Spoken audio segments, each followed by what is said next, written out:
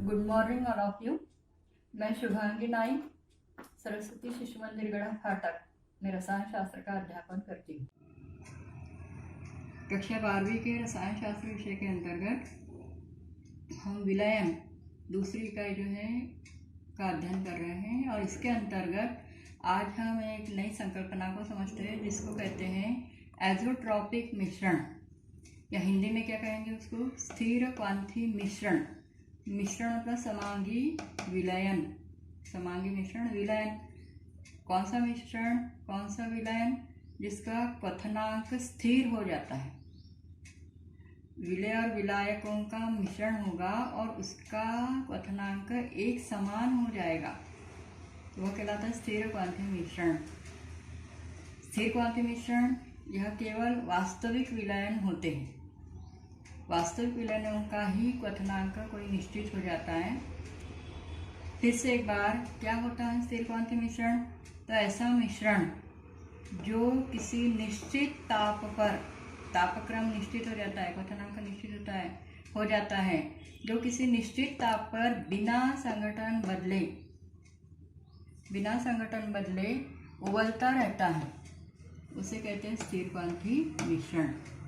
ऐसा मिश्रण जो किसी निश्चित ताप पर बिना संघटन बदले उबलता रहता है स्थिर क्वांथी मिश्रण कहलाता है।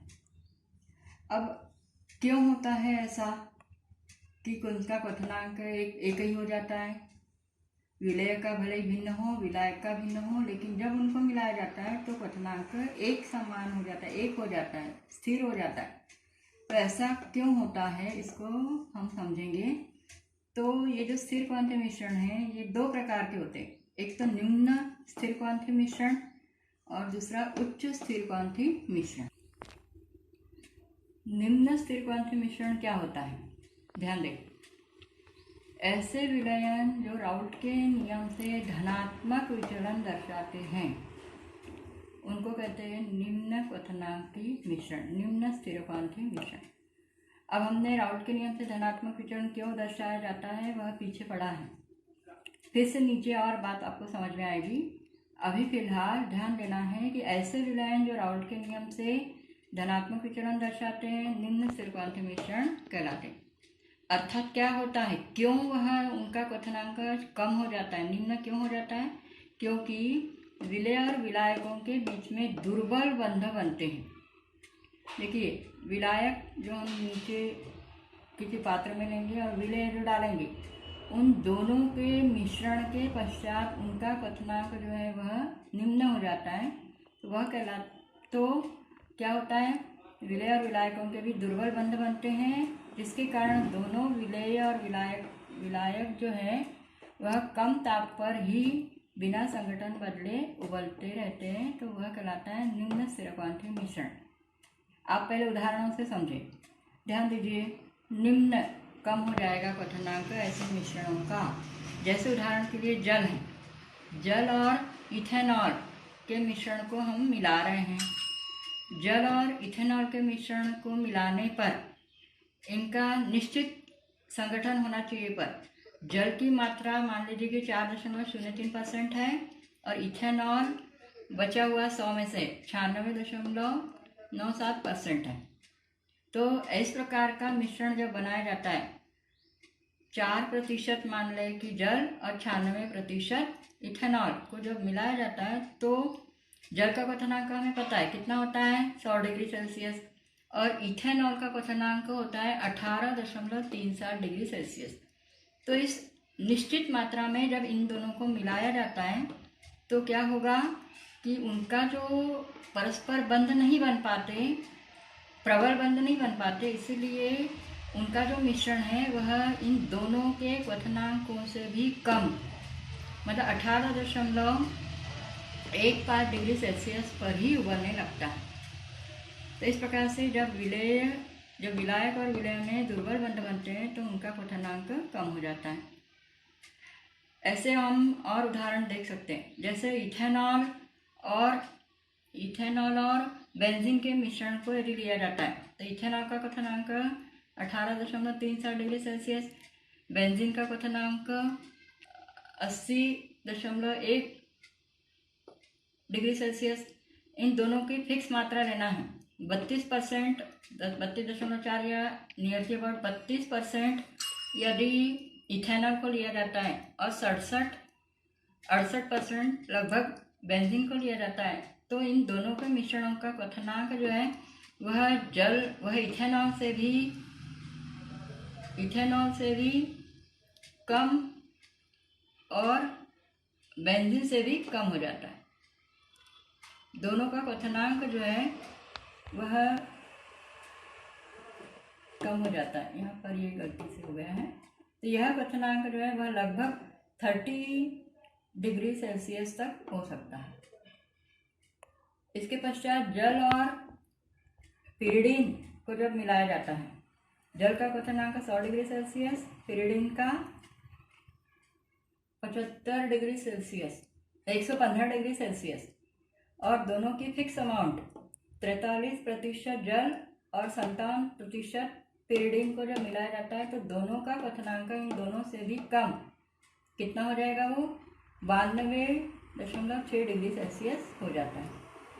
और एक उदाहरण लास्ट में, एसिटिक अम्ल का क्वथनांक 116.1 डिग्री सेल्सियस, टोल्यूइन का क्वथनांक 110 डिग्री सेल्सियस, इन दोनों की जब फिक्स अमाउंट मिलाया जाता है 28% लगभग एसिटिक अम्ल और 72% टोल्यूइन को जो मिलाया जाता है तो इनका क्वथनांक जो है वह कितना हो जाता है, 105.4 डिग्री सेल्सियस। तो इस प्रकार से हमने देखा, मान लीजिए कि यह उदाहरण हम लेते हैं तो एसिटिक अम्ल के दो अणुओं के बीच में जो आकर्षण बंद होगा दो अणुओं के बीच में, और पिरिडीन के टोल्यूइन के दो अणुओं के बीच में जो आकर्षण होगा, जब इन दोनों को मिलाया जाता है तो एसिटिक अम्ल और टोल्यूइन के बीच में दुर्बल बंध बनने के कारण यह मिश्रण कम क्वथनांक पर उबलेगा।